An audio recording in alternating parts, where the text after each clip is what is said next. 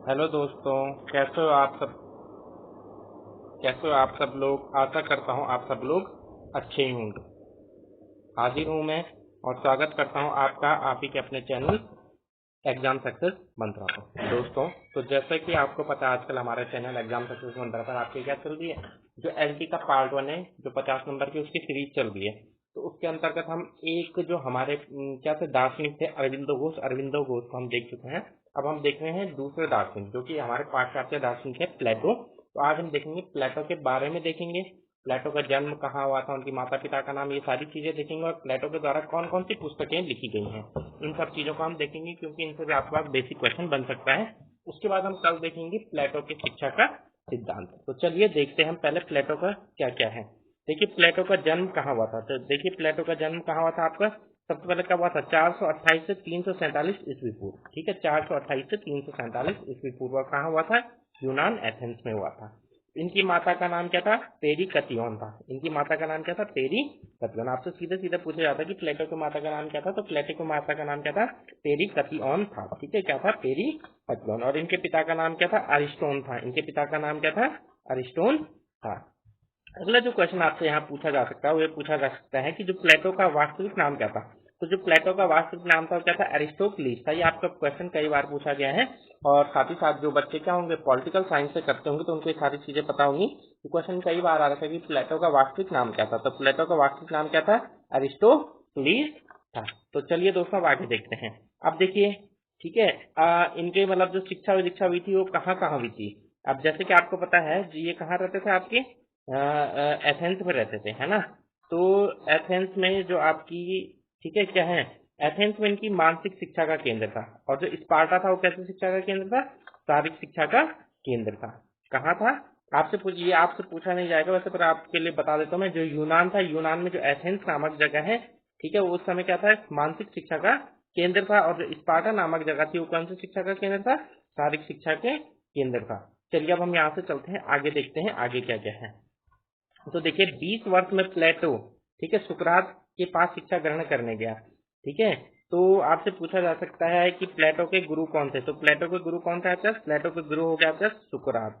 ठीक है, प्लेटो के गुरु कौन थे आपका, सुकरात। ये आपको ध्यान रखना है, सीधा सीधा क्वेश्चन बन सकता है कि प्लेटो के गुरु का नाम क्या था। तो देखिए क्या कहता है, 20 वर्ष की आयु में प्लेटो सुकरात के पास शिक्षा ग्रहण करने गया। ठीक है, कहाँ गया, कितने वर्ष की आयु में गया, 20 वर्ष। यानी आप किससे सीधा सीधा जो क्वेश्चन लगेगा, प्लेटो गुरु। तो प्लेटो गुरु कौन से, सुकरात। और इनसे क्या सीखी, इन्होंने तर्क विद्या का ज्ञान प्राप्त किया। तो आपसे पूछा जा सकता है कि जो प्लेटो थे, प्लेटो ने किससे तर्क विद्या का ज्ञान प्राप्त किया। तो किससे प्राप्त किया उन्होंने, सुकरात से तर्क विद्या का ज्ञान प्राप्त किया। अब देखिए यूनान में निरंकुश तंत्र था, है ना, जहां ही रहते थे। ठीक है, जिसकी आलोचना किसने की, सुकरात ने की थी। ठीक है, फलस्वरूप उसे मृत्यु दंड दे दिया गया, जिसका गहरा प्रभाव किस पर पड़ा, प्लेटो पर पड़ा। अब आपको पता है जो सुकरात थे वो प्लेटो के गुरु थे, तो वो भी कहाँ रहते थे, यूनान में रहते थे। और वहाँ कैसा तंत्र था, निरंकुश तंत्र था, जिसके कारण जो कौन थे, प्लेटो के गुरु थे सुकरात, उनको मृत्यु दंड दे दिया गया, जिसका प्रभाव किस पर पड़ा, प्लेटो पर पड़ा। देखिए अगर आपको किसी भी जो थिंकर है, अगर उसकी सोच को जानना है तो आपको उससे पहले उसके क्या जानना पड़ेगा, कि किस किस परिस्थितियों से गुजरा है, क्योंकि उसकी परिस्थितियों का असर ही उसकी सोच पर या उसकी किताबों पर या उसके जो दर्शन होता है उस दर्शन पर पड़ता है। ठीक है, तो ये आपसे हो गया। ठीक है, आप देखते हैं अगली बार।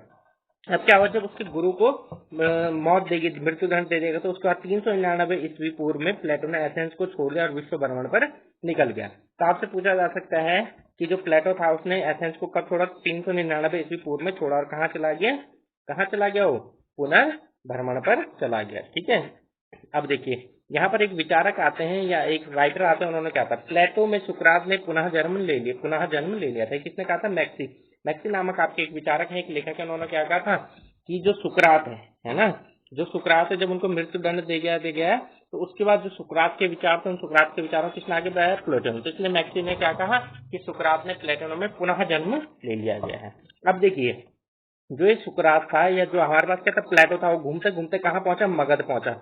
मगध में प्लेटो ने वर्ण व्यवस्था से बहुत प्रभावित था। अब आपको पता है उस समय जब भारत में आया था तो भारत में उस समय क्या थी, वर्ण व्यवस्था प्रचलित थी। तो जब उसने भारत में वर्ण व्यवस्था देखी तो वो उससे बहुत प्रभावित हुआ।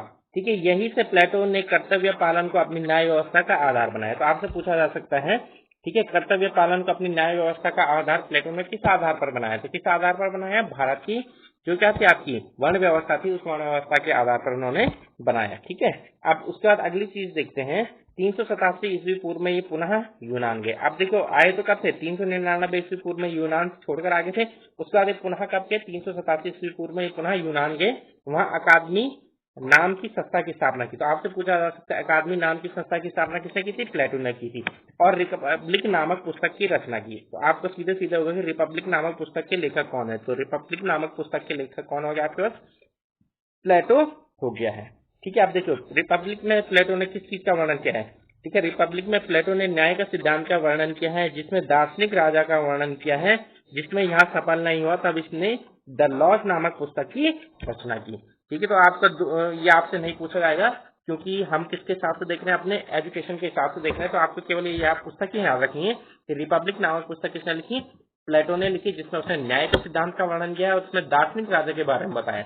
जब दार्शनिक राजा के बारे में मतलब एक्चुअल में इसको ग्राउंड पे नहीं ला पाया, तो उसने एक नई पुस्तक लिखी जिसमें उसने दार्शनिक राजा की कॉन्सेप्ट को मॉडिफाई किया था। ठीक है, और नई पुस्तक कौन सी लिखी थी, जिसने द लॉज नाम से लिखी थी। आपको याद रखना है द लॉज नामक पुस्तक के रचयिता भी कौन है, प्लेटो है। तो चलिए अब हम देख लेते हैं जो हमारे पास क्या है, प्लेटो है। प्लेटो की कुछ पुस्तकों के नाम देख लेते हैं जो हमारे लिए इंपॉर्टेंट होंगे, जो हमसे पूछे जा सकते हैं, और बाकी हमको डिटेल में नहीं पढ़ना है प्लेटो के बारे में, हमें अपने अब इसके बाद हम देखेंगे सीधा शिक्षा के बारे में। प्लेटो के बहुत सारे सिद्धांत आते हैं, न्याय का सिद्धांत आता है, एजुकेशन का सिद्धांत आता है, हमें यहाँ पर एजुकेशन का सिद्धांत ही देखना है।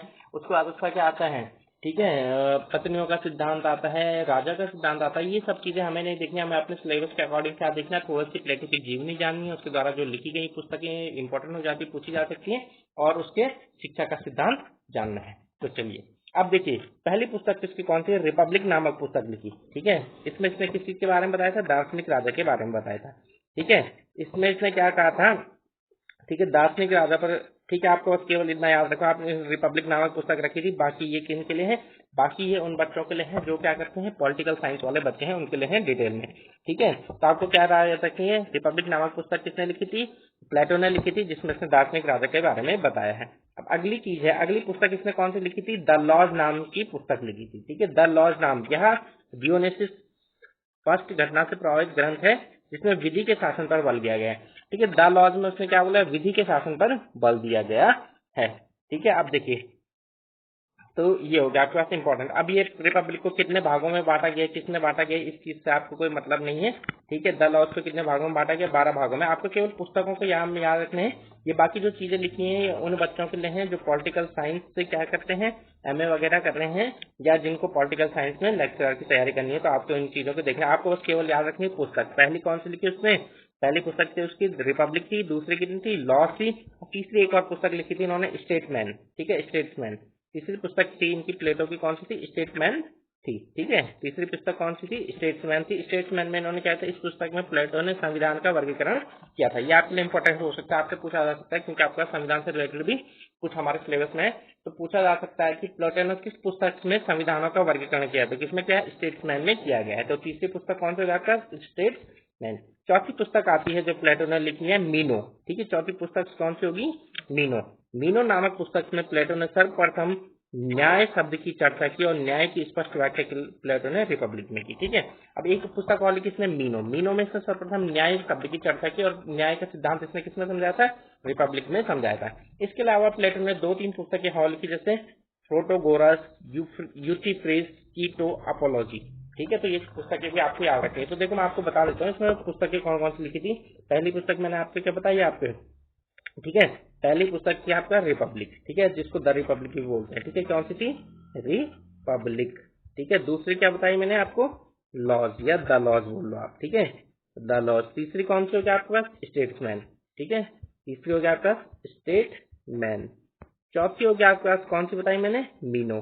ठीक है, उसके अलावा ये 4 इंपॉर्टेंट पुस्तकें, उसके अलावा 2-3 पुस्तकें और लिखी थी, जैसे कौन सा, प्रोटोगोरस लिखी थी, अगली कौन सी लिखी थी, यूथिफ्री लिखी थी, कीटो लिखी थी, अपोलॉजी लिखी थी। तो ये पुस्तकें आपके लिए इंपॉर्टेंट है, आपने इन पुस्तकों पर ध्यान देना। और इसके अलावा मैंने आपको जो बताया कि प्लूटो का जन्म कब हुआ था, कहाँ हुआ था। ठीक है, तो प्लेटो का जन्म कहाँ हुआ था आपके पास, 428 ईस्वी पूर्व में हुआ था, यूनान में हुआ था। इनकी माता का नाम क्या था, पेरिकथलोन था, इनके पिता का नाम क्या था, अरिस्टोस्टोन था, और इनका वास्तविक नाम क्या था, एरिस्टोक्लीस था।